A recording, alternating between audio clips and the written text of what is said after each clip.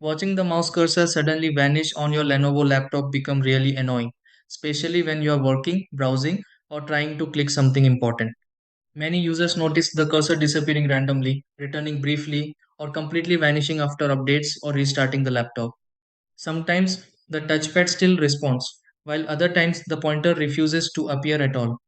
In many situations, a Lenovo laptop mouse keeps disappearing issue can happen because of touchpad settings, driver interruptions, accidental shortcuts, or temporary software glitches. Before restarting the laptop repeatedly or changing random settings, these are the steps you can try to fix this and get the Lenovo laptop mouse working properly again.